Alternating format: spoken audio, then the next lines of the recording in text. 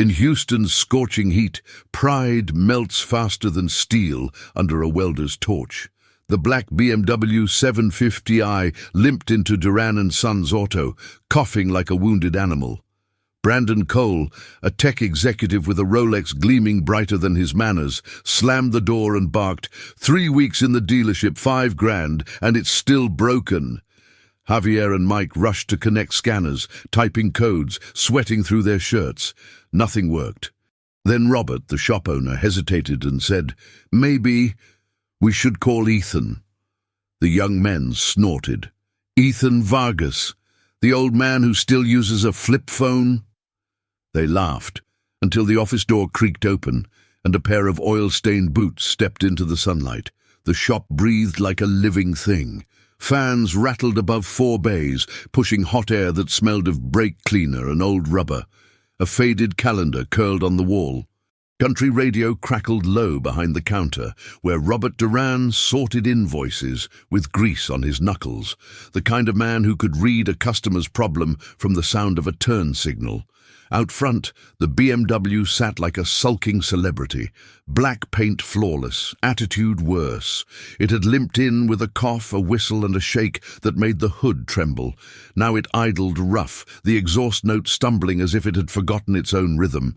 Brandon Cole checked his watch for the 4th time in 2 minutes.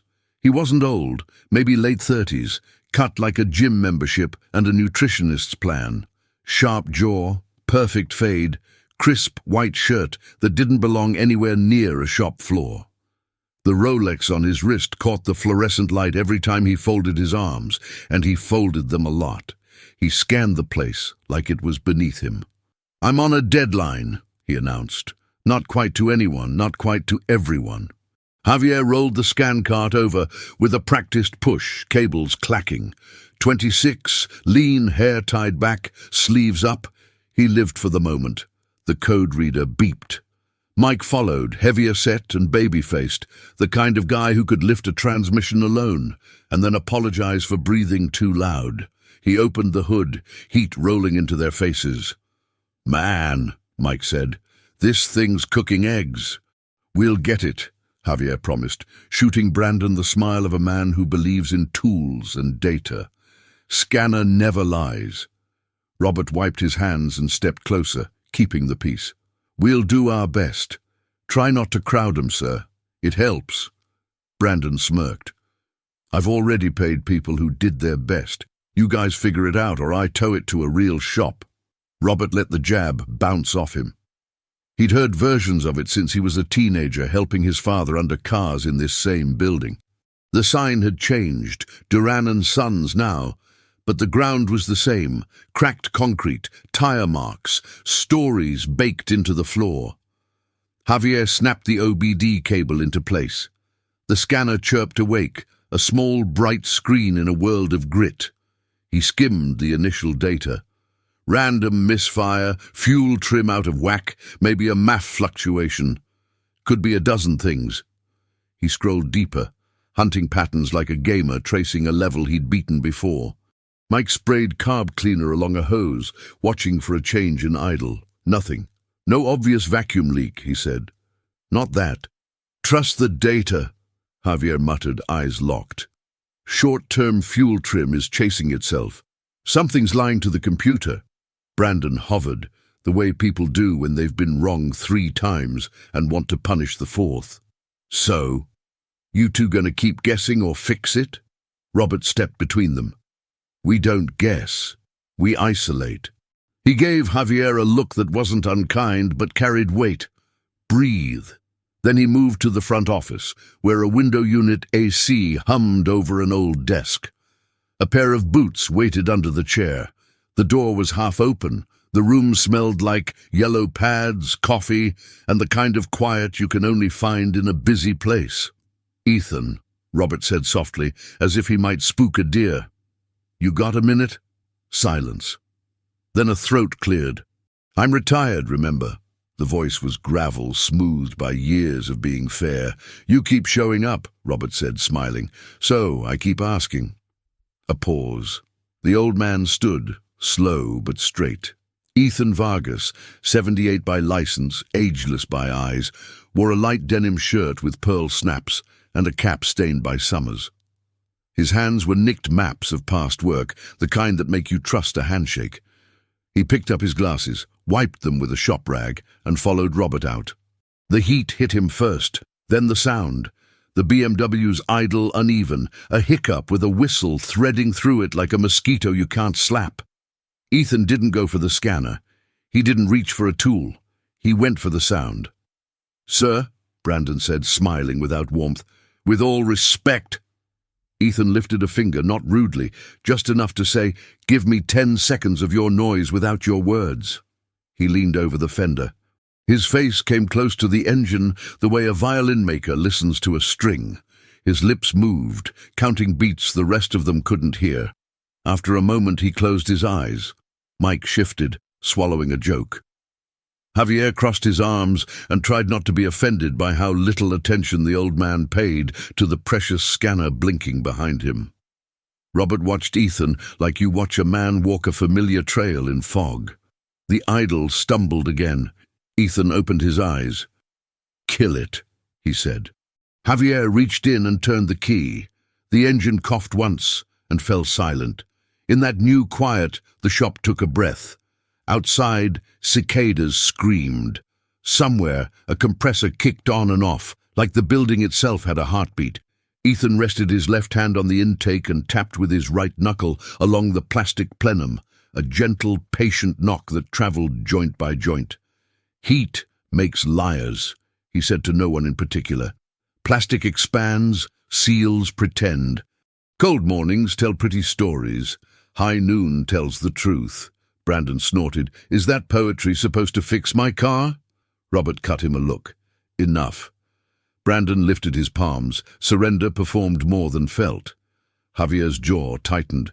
"We checked for vacuum leaks," he said. "Spray test, nothing." "Spray tells you the obvious," Ethan said, tapping again, moving to the back where the intake met the runner. "Obvious doesn't need a mechanic." He pressed with his thumb, firm, steady, and listened. Mike peeked over the fender. "You hear something?" Ethan didn't answer. He kept moving, featherlight, then firm, a pianist searching for a sour key. He traced a seam with a fingernail, paused, and smiled in a way that made Robert's shoulders loosen. "There you are," he whispered. Brandon scoffed. "There who is?" Ethan looked up, and his eyes were kind but unblinking. "The lie." He reached for nothing but a shop light and angled it across the intake at a low rake. The beam dragged shadows over the plastic. A hairline line winked and vanished, so fine it might have been a scratch. Ethan touched it with the corner of a red shop towel, then pressed again. The seam shifted a breath. "Warm split," he said. "Opens hot, behaves cold. Computer chases ghosts." Javier frowned despite himself. "A micro crack? That small would still lean surge, whistle, trims dancing," Ethan said. "Scanner can't confess what it can't see." Brandon laughed, too loud. "So the dealership missed it, and you, found it with your fingers?" Ethan shrugged, a motion as modest as a nod at church. "Ears first, fingers confirm." Mike's face softened into something like respect. "We can plastic weld it, yeah?" "Not here," Javier said defensively. "That intake's composite. Needs patience," Ethan finished. He straightened up, and for a beat he looked every minute of his 78 years. Then the light shifted, and he didn't look old at all. He looked exact. Clean, sandfine, high-temp adhesive. Let it cure like you respect it. Brandon shook his head, already half on his phone. "This is ridiculous. I didn't come here for glue and prayer." Robert stepped forward. "You came here for a fix. Let us work." Brandon's voice sharpened. "No, I came here for competence." He gestured at Javier's scanner. "That thing's the only adult in the room. If it didn't flag a crack, maybe there isn't one." Javier flushed. He wasn't sure whether he wanted to defend the old man or prove him wrong. Pride tugged both ways. "I can smoke test it," he offered, grasping for the modern ritual, something visual, undeniable. "We'll know for sure." Ethan nodded, unbothered. Do it. Mike rolled the smoke machine over, clipped the hose, sealed the intake, and flipped the switch. Sweet-smelling fog pressed into plastic lungs. They leaned in. Seconds ticked. A bead of smoke feathered at the seam Ethan had touched. It hesitated, then blossomed, a tiny white flower in heat. The room changed temperature without getting cooler. Javier exhaled, a laugh forced through humility. I'll be damned. Brandon stared, something unwilling softening in his eyes. Then the softness slammed shut. Fine, he said, recovering his tone. Fix it. But if it doesn't run perfect, I'm blasting this place on every review site in Texas. Robert met his gaze, steady. If it doesn't run perfect, I'll write the review myself. Javier grabbed sandpaper. Mike fetched the adhesive. Ethan moved slower, not from weakness, but from care. He showed them how to feather the edge, how not to rush the cure. He told a story while they worked, about a Camaro intake that sang only at noon, about a farmer who could tell weather by the way a tractor breathed. It wasn't nostalgia. It was inventory. At the counter, a mother with a stroller watched the men like a soap opera. A kid with a BMX popped a wheelie and almost crashed into the snack machine. Life went on, and inside it a kind of old-school lesson unfolded in real time. Brandon paced, making calls to people who said portfolio a lot. Every few minutes he glanced over, caught Ethan's quiet certainty, and looked away, as if eye contact might admit something. Robert checked the clock. We let it set, he said. Give the glue the respect it deserves. And then? Brandon asked, impatience cutting his words. Ethan wiped his hands and nodded toward the driver's seat.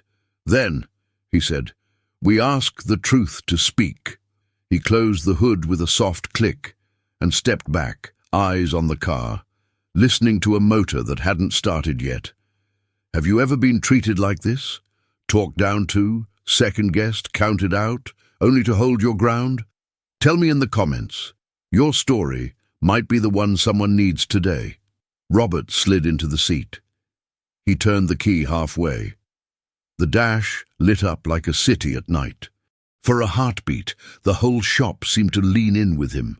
He twisted the key the rest of the way, and a thin, strange whistle cut through the air from somewhere none of them were looking. For a moment, no one moved. The thin whistle cut through the shop like a mosquito in a church, sharp, high, impossible to place. Robert's hand froze on the key.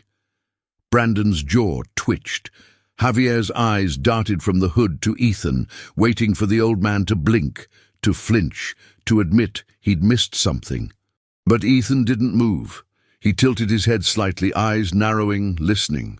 Again, he said calmly. Robert twisted the key. The BMW coughed, stumbled, and then found its breath. The whistle came again, shorter this time, a quick cry that faded into the hum of 8 cylinders finally finding agreement. The idle settled, smooth, balanced. No rattle, no surge. The silence after was louder than the noise. Brandon blinked. Is that good? Ethan allowed himself the smallest smile. She's telling the truth now. Robert revved the engine once, cautious, then again. The V8 answered like it had remembered who it was. Deep, clean, proud. He laughed out loud, shaking his head. Ethan, you magician. Javier leaned closer, hands on the fender, disbelief spreading across his face. It's gone, he said softly. The trims, the surge, everything. It's perfect. Mike grinned. Old man nailed it. Brandon, however, wasn't ready to surrender. You just glued it, he said, voice low, defensive. You didn't fix it. It'll fall apart in a day. Ethan closed the hood with deliberate slowness. Then drive it, he said. Let's see who's right. The challenge hung between them. Brandon hesitated, scanning the faces around him. The young mechanics watched like students waiting for a verdict. Robert stood back, arms folded, the faintest smirk playing on his lips. Brandon slipped into the driver's seat, slammed the door, and turned the key again. The engine purred. He shifted into drive and rolled forward. No hesitation, no tremor. The BMW glided out of the bay into the furnace of the Houston sun. Everyone stepped outside. The heat slapped them. The sound of the car faded down the street, then came back, smooth, steady. He made a slow loop around the block, then pulled back into the lot. When the car stopped, Brandon didn't move for a few seconds. Through the tinted glass, they saw him staring at the wheel, like it had confessed something personal. Finally, he opened the door and stepped out, face unreadable. "It's running," he said. "Better than it has in months." No one answered. The cicadas did the talking. Brandon's gaze found Ethan. For the first time there was a pause before the next sentence, a delay between pride and speech. "How did you even—" Ethan wiped his hands on the same red rag. "I listened." Brandon exhaled sharply, trying to turn it into a laugh. "Guess I should hire you instead of the dealership." Ethan shrugged. "You couldn't afford me." That broke the tension. Mike snorted. Javier grinned despite himself. Robert laughed loud enough to shake the dust off the rafters. Even Brandon's lips twitched for a second before he caught himself. He reached into his pocket, pulled out a few crisp hundreds and tried to hand them to Ethan. "At least let me—" Ethan raised a hand, stopping him. "Give it to Robert," he said. "He runs the shop. I just borrowed the air." Robert took the money carefully, folding it once. "Thank you, sir." Brandon looked at Ethan again, the old man already turning back toward the office, shoulders slightly bent, calm as if the moment never happened. "What did you mean?" Brandon asked quietly. "When you said, 'Machines lie when they don't know what to look for.'" Ethan paused at the door. "Same as people," he said. Then he disappeared inside. For a while the shop hummed again, tools clicking, a compressor thumping in rhythm, the smell of oil returning to normal. But under it all, something new hung in the air. Respect, the kind that comes after doubt, has been burned off. Mike finally spoke. "Damn, I thought the old man was just a legend." Robert shook his head. "Legends don't fix intake cracks. Mechanics do." Javier stared at the scanner still sitting on the cart. Its screen had gone black. "Guess the data's not everything," he murmured. Robert smiled. "Data's fine. You just need to know how to read between the lines."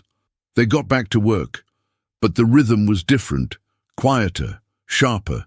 Every noise suddenly meant something. Every hesitation in an engine sounded like a word waiting to be understood.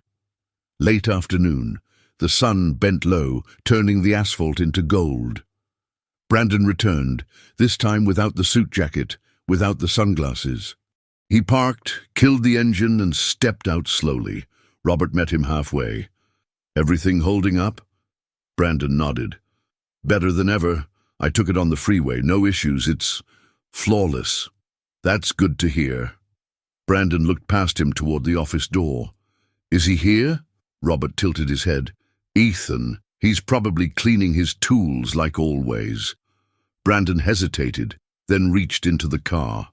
He came back holding a small silver keychain, a BMW logo, expensive and new. He extended it toward Robert. "Give this to him," he said. "Tell him I was wrong." Robert didn't take it right away. "Tell him yourself." Brandon's jaw worked like he was biting words back. Then he nodded once and walked toward the office. The door creaked. Ethan sat at the desk, polishing a carburetor part that hadn't belonged to any car in decades. He didn't look up. Afternoon. Brandon stood awkwardly at the threshold. "The car runs perfect," he said. "I know," Ethan replied. Brandon stepped closer. "I wanted to say thanks." Ethan finally looked up. His eyes were clear, steady. "For believing me?" Brandon shook his head, embarrassed. "For proving me wrong." The old man chuckled softly. "You did that yourself. You just needed someone to hand you the mirror." Brandon set the keychain on the desk. "Maybe I needed a teacher." Ethan looked at it, then at him. "Everyone does. The trick is remembering that when you think you're the smartest in the room, Brandon smiled faintly. Guess I deserved that. You deserved the truth, Ethan said. That's all I ever try to give. They sat in silence for a few seconds, the kind of silence that repairs something invisible. Then the shop phone rang. Robert's voice called from outside. Ethan, got another one acting up. Ethan stood, stretching his back. Duty calls. Brandon held out his hand. The two men shook, firm, equal. If you ever need work, Brandon said, call me. Ethan grinned. Son, I've got more work than I can finish before I meet my maker. Outside, the sky turned orange. Javier and Mike watched as Ethan walked slowly back toward the next car, the red rag in his pocket swaying with each step. Javier whispered, You think he's ever wrong? Robert smiled, watching the old man kneel by a dusty pickup, listening again to the song of the engine, only when he stops listening. If you believe experience will always beat arrogance, give this video a like and stay tuned. The story's just getting started. The next morning, Houston felt heavier. Clouds hung low, trapping the heat that made metal sting and tempers short. Inside Duran & Sons, the smell of coffee mixed with oil. Mike was already under a pickup, boots sticking out, while Javier checked invoices half-heartedly. Everyone was waiting for something, even if they didn't say it. Then the something arrived. A silver Audi Q8 rolled in, engine whining, brakes squealing. The man who stepped out wore an expensive suit and an expression that could curdle milk. This car's been to 3 shops, he barked. No one can figure out why it stalls. I need it fixed today. Robert stepped forward. We'll take a look. The man pointed a finger. No experiments. I've got meetings downtown. He glanced around, frowning. Where's your best technician? Javier opened his mouth, but Robert beat him to it. He's in the back, he said, smiling. He'll see you now. The old office door opened. Ethan Vargas emerged, same denim shirt, same calm gait. He carried a thermos in one hand and that red rag in the other like holy relics. Brandon was there too. He'd shown up early, claiming he wanted to watch real work. When Ethan walked by, Brandon nodded respectfully. That alone turned a few heads. The client frowned. He looks like he's fixed more engines than you've driven cars, Robert said dryly. Give him space. Ethan approached the Audi, listening before touching. He crouched, nose close to the grill, eyes closed, breathing slow. He pressed a palm against the hood. Idle it, he said. Javier slid in and started it up. The V6 stumbled, rattled, then choked for breath. Ethan raised a hand. Enough. He tapped the hood twice. Too smooth to be mechanical. It's confused.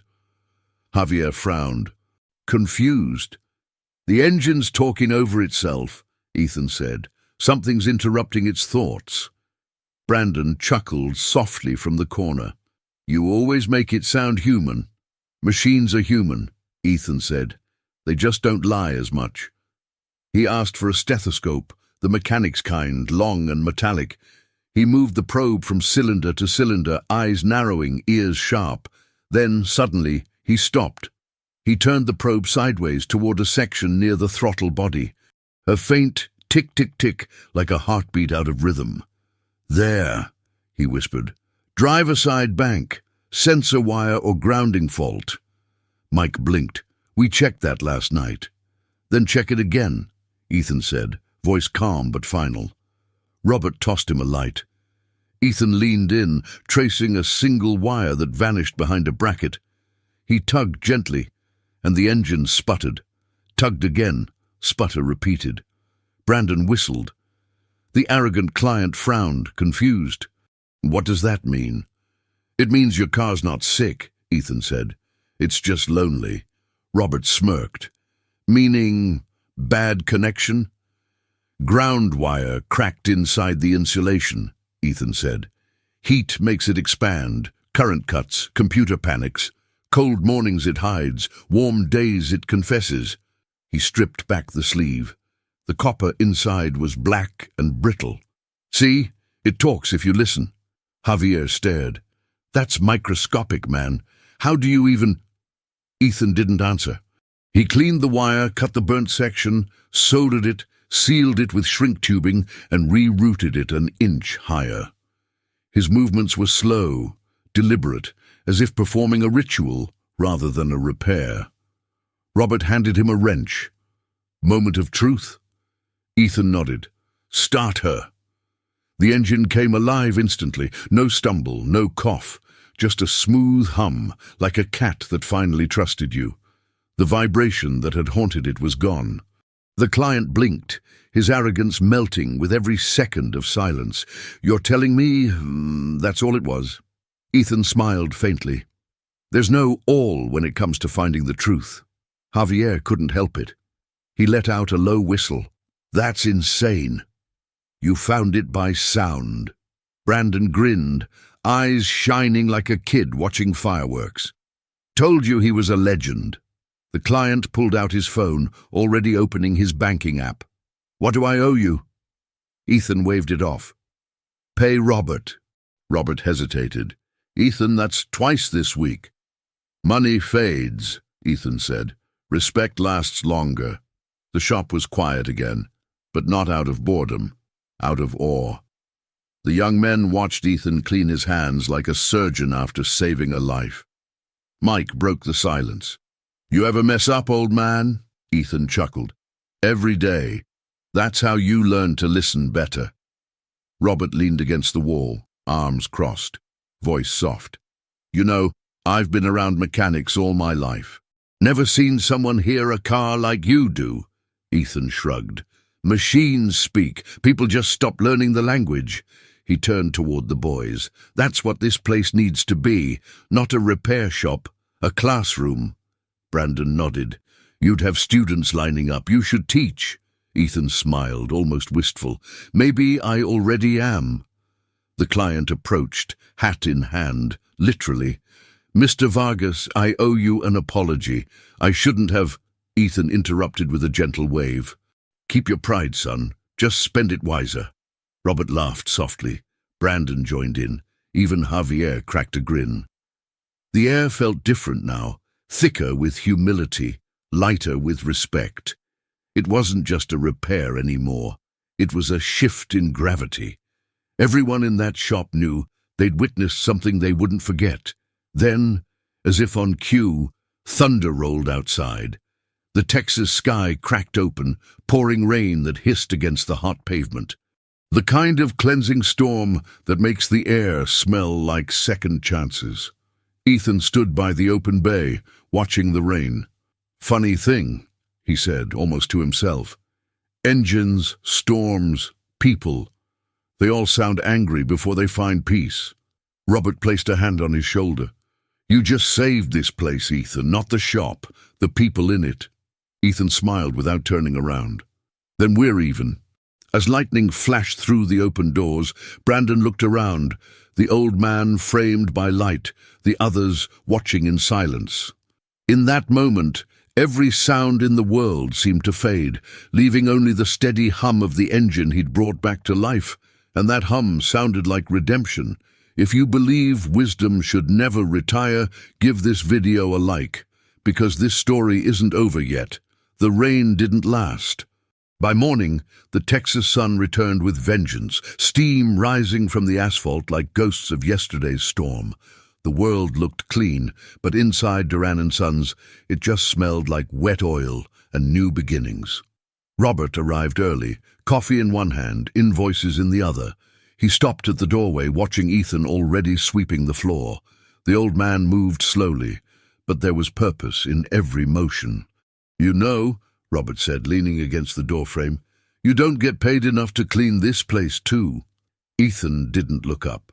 That's why it stays clean. Robert smiled. Touché. He watched the old man for a moment, then added quietly, You changed the mood around here, Ethan. Ethan chuckled. I didn't change a thing. The engines did. They started being honest, so people followed. By 8:30, the shop was alive again. Javier and Mike were elbow-deep in a Ford F-150, arguing in good spirits about torque specs. Brandon, surprisingly, had returned again, this time in jeans and a ball cap, holding 2 boxes of tacos. "Breakfast," he said awkwardly. "Figured you guys don't run on air," Mike grinned. "Man, free food, I'm not asking questions." Javier raised an eyebrow. "What's the catch?" "No catch," Brandon said. "Just respect." He placed a box in front of Ethan, who was labeling old spark plugs in neat rows, like a museum curator. "You don't strike me as a taco guy," Brandon said, trying to sound casual. Ethan took one without looking up. "I'm a free food guy." Everyone laughed, even Javier, who usually hid his smile behind sarcasm. As the days stretched, little things began to change. Mike started listening more than talking. Javier began checking with Ethan before running diagnostics, not because he doubted himself, but because he wanted to understand. One afternoon, Ethan stood behind them as they argued over a Chevy Malibu misfire. Javier insisted it was ignition. Mike swore it was fuel. They looked to Ethan. He didn't answer. Instead, he pointed toward the hood and said, "You're both wrong. It's patience." They blinked. "Patience? Patience," Ethan repeated. "You're chasing symptoms, not behavior. Engines tell you how they feel before they fail. You're just not listening long enough." He leaned against the fender, arms crossed. "Start it again. This time don't talk. Just listen." They did. The Malibu stumbled once, then twice, and then both mechanics heard it, a faint popping from the exhaust, not sharp, but rhythmic. "See?"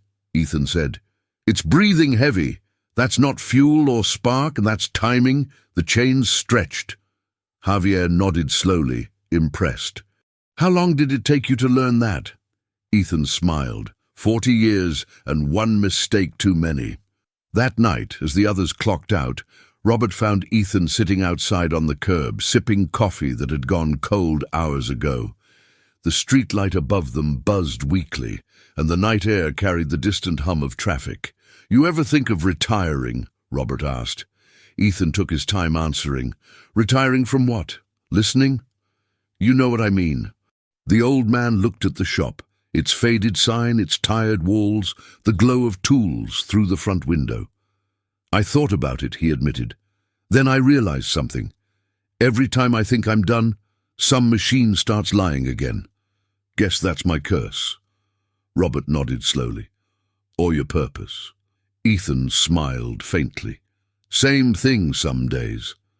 The following week brought new faces. Word had spread. A dealership mechanic came by on his lunch break, just to see the legend. A teenage kid on a bike lingered every afternoon, watching from the sidewalk, until Robert finally waved him in. "Grab a broom," he said. "If you're going to stare, you might as well earn it." The boy grinned. "Yes, sir."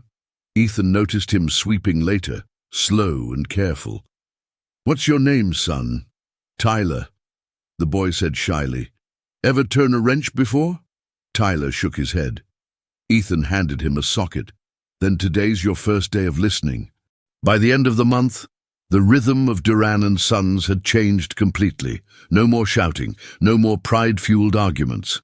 The hum of engines blended with laughter and stories about the old days that the younger ones had started to appreciate. Brandon dropped by often, bringing coffee or clients from his company. "He's the best," he'd say, pointing at Ethan. "Fixed what tech couldn't." Ethan hated the attention. "Don't put me on a billboard," he'd grumble. "Just fix the next car right." One afternoon, Javier caught him staring out the bay door, lost in thought. "You okay, old man?" Ethan nodded slowly. "Just thinking how noise used to bother me. Now I miss it when it's quiet."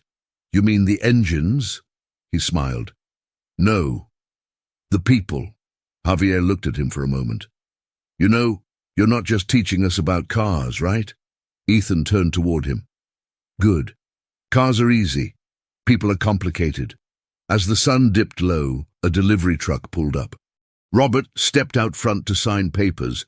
New equipment had arrived, including a diagnostic scanner top of the line. Javier unboxed it like a kid on Christmas morning. "Ethan," he said, holding it up, "look what we got. This thing can read cylinder imbalance live." Ethan smiled gently. "Nice, but remember, it won't tell you why it's imbalanced." Javier laughed. Yeah, I know. Listen first, code later." Ethan patted his shoulder. "That's my boy." That night, when the others had gone, Robert replaced the old sign above the shop door. He didn't tell anyone, but the next morning, when Ethan arrived at dawn, he stopped in his tracks. The letters now read, "Duran and Sons, in honor of Master Vargas." For the first time in years, Ethan didn't know what to say. He just stood there, jaw tight, eyes glistening in the sunrise. Robert came out with 2 coffees. "Don't make it weird," he said. Ethan smiled. "Too late." They both laughed.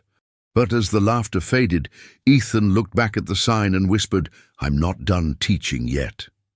Have you ever had a mentor who changed your life quietly? One lesson at a time? Tell me in the comments below. Summer thickened around Houston like syrup. The air inside Duran & Sons clung to skin and clothes, heavy with the smell of hot oil and ambition. Fans whirred uselessly, stirring nothing but more heat. The sign above the shop gleamed, freshly painted, "In honor of Master Vargas," the gold lettering catching the morning sun.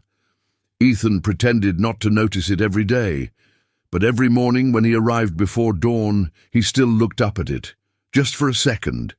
Then he'd breathe out slow and unlock the shop door, the ritual that had opened half his life. Inside, Javier was already under the hood of a Silverado. Mike handled the shop phone, his tone confident, smooth.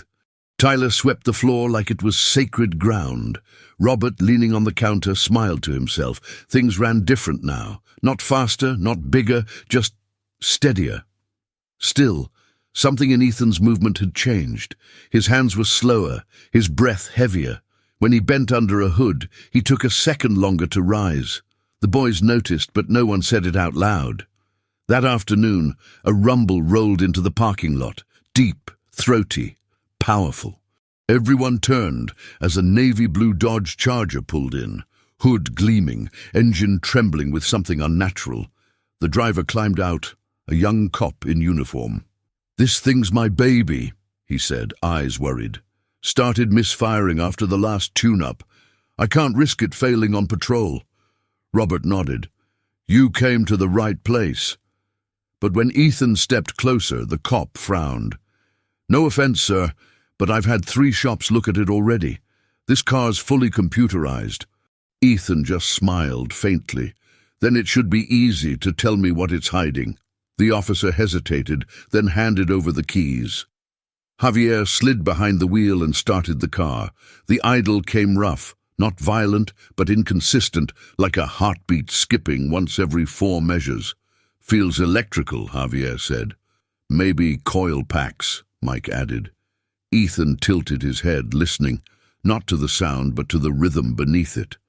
"No," he said softly. "That's too clean for ignition. This is breath, not spark." The boys looked confused. Ethan walked to the exhaust, crouched, and held his hand near the flow. The heat rolled across his palm like a story being told in Morse code. He closed his eyes. "Cylinder 4, he said. "Check the injector connector." Mike frowned. "We scanned it. No code." "Machines lie," Ethan reminded him. They lifted the hood. Javier unplugged the injector, found a hairline crack in the clip, almost invisible. "You gotta be kidding me," he muttered. "That tiny?" Ethan nodded. "When it vibrates, it loses contact. When it cools, it reconnects. Truth hides in timing." They fixed it. The Charger purred like it was grateful. The young cop stared, amazed. "You didn't even use the scanner." Ethan smiled. "Didn't need to. The engine already confessed." The officer extended a hand. "Sir, you saved me." "Thank you." Ethan shook it, his grip still strong, though his arm trembled slightly after. "Just doing what I know." As the Charger drove off, the shop erupted in quiet applause. Robert chuckled. You realize, old man, you're turning us into believers. Ethan leaned on the workbench, catching his breath. Then listen harder. Faith's built from evidence. But when he turned away, Javier noticed the old man press a hand to his ribs, just for a second. That night the shop closed early. Robert found Ethan sitting alone on the back step, sunset stretching long across the lot. You good? Robert asked, lighting a cigarette he wouldn't finish. Ethan nodded, but his face said otherwise. You've been pushing too hard, Robert said. Let the boys handle more. Ethan stared at the horizon, voice soft. You ever wonder what happens when the sound stops? Robert frowned. Sound? The noise, Ethan said. Engines, tools, life, all that clatter. I've lived in it so long, I don't know what quiet feels like anymore. Robert sat beside him. Maybe quiet's just the sound of everyone you taught doing it right. Ethan smiled faintly. Maybe. But it's hard to trust silence when you've built your world around noise. The next morning, Ethan didn't show up at dawn. Javier arrived first, then Mike, both looking around.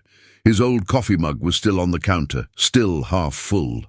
By 8, Robert got a call, a neighbor saying they saw Ethan sitting outside his apartment building, pale, holding his chest. Everyone froze. Javier dropped his wrench. Tyler's broom clattered. Robert grabbed his keys. Let's go. They found Ethan sitting on the porch steps, not collapsed, just tired. The paramedics checked him carefully. Mild angina, one said. He's lucky, just needs rest. Ethan smiled weakly at the team. Rest is overrated. Robert crouched beside him. You scared the hell out of us, old man. I scared myself, Ethan admitted. Guess I'm not made of carburetors after all. Javier knelt, eyes wet but hidden behind a grin. Don't you dare leave us yet. You still owe me a lesson on timing belts. Ethan chuckled. Timing. It's all about knowing when to let go. The words hung there, heavier than the heat. Days passed. Ethan didn't return to the shop right away. But every morning, the boys left his chair untouched, his tools neatly arranged. The hum of the place was different, quieter, but not empty. Javier ran diagnostics with the same patience Ethan taught him. Mike handled clients with calm respect. Even Tyler started recognizing misfires by ear. Robert watched it all from his office, pride swelling and breaking at once. The legacy was alive, breathing, but the man who built it was fading into the background. One Friday evening, the sun dipped behind the shop as Brandon walked in with a clipboard. Big job, he said. Fleet maintenance contract, city vehicles. They're offering real money. Robert smiled. That's huge. Brandon looked at the empty chair near the back. Think he'll be here to see it? Robert's eyes softened. I think he already did. He looked out at the bay doors where Javier stood teaching Tyler how to listen to an idling engine. Slow, deliberate, patient, and for the first time Robert realized the truth. The old man hadn't left them mechanics. He'd left them listeners. If you've ever had someone teach you more than just a skill, someone who changed how you see the world, hit that like button and tell your story in the comments. The morning light crept through the bay doors, slow and golden. Dust floated in the beams like lazy ghosts, and for a long moment the shop was still. No clanging, no chatter, just the hum of fluorescent lights warming up for another day. Then a familiar sound broke the quiet, the slow crunch of boots on gravel. Robert looked up from the counter. Javier froze mid-sentence. Mike stopped unrolling an air hose. Tyler's eyes widened. Ethan Vargas walked in, hat low, red rag hanging from his pocket, coffee thermos in hand.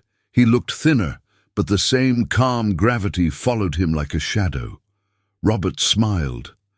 You couldn't stay away, could you? Ethan shrugged. The silence was too loud. They laughed, the kind of laugh that carries relief disguised as humor.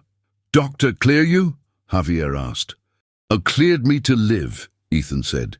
Didn't say where. He looked around. The shop gleamed cleaner than ever, tools lined up, engines humming on lifts, everyone working in rhythm. Pride flickered across his face. "You boys made this place sound good." Robert grinned. "You taught the band." They got to work, not because Ethan asked, but because it felt right. A line of cars waited. An old Ford, a Tesla, even a tractor someone had hauled in from a ranch. It didn't matter what year, what model, they were all stories waiting to be heard. Ethan moved slower, but he still listened. He guided more than touched, pointed instead of turned wrenches. Javier shadowed him, repeating every small gesture, the way he leaned closer to the engine, the way he listened not just to the sound, but to the silence between sounds. At one point, Javier paused. "You ever think about what happens when you're not around?" Ethan smiled. "You just answered it. When I'm not around, I am." Late in the afternoon, a city official arrived, a woman in uniform, clipboard in hand. "I'm here about the new maintenance contract," she said. "We've heard good things about your operation." Robert shook her hand. "Appreciate it, ma'am. We do things old school, with care." Ethan stood beside him, wiping his hands on the rag. The woman glanced at him, recognition dawning. "Wait, are you Mr. Vargas? The one everyone talks about?" Ethan's smile was small, humble. "Depends on what they're saying. They say you can hear a misfire from 2 blocks away." He chuckled. "Used to. Now I let these guys hear it for me." Javier laughed softly behind him. The woman nodded. "Well, Houston could use more ears like that." When she left, Robert turned to Ethan. "You realize, old man, your name's going to be on city paperwork now." Ethan sipped his coffee. "Paper burns. People remember." As the sun dipped low, the last car of the day rolled out. Javier turned off the compressor. Mike swept the floor. Tyler flipped the open sign to closed. Ethan stood at the doorway, looking out at the sunset spilling across the lot. The sky was orange and grey, just like the first day he'd returned. Robert came to stand beside him. "You did it," he said quietly. Ethan didn't answer right away. He just watched Javier teaching Tyler how to check spark timing by ear. Slow, careful, patient. "Maybe," Ethan said finally. "Or maybe it's just starting." Robert nodded. "You sure you're ready to rest?" Ethan chuckled. "Rest isn't silence, it's just another sound, and softer." He turned, grabbed his red rag, and hung it on the pegboard beside the workbench. It stayed there, clean, folded, eternal. Javier noticed and froze. "You leaving that?"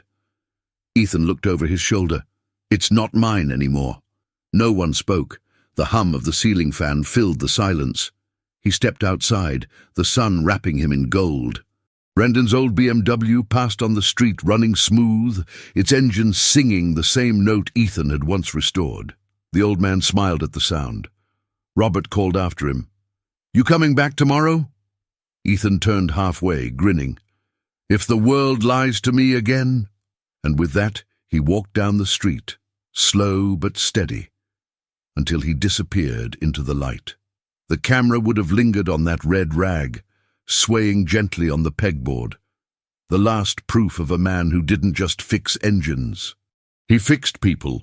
Stories like this deserve to be shared. If you believe that wisdom never grows old, hit that like button, share this video, and subscribe for more true stories that remind us what dignity really sounds like.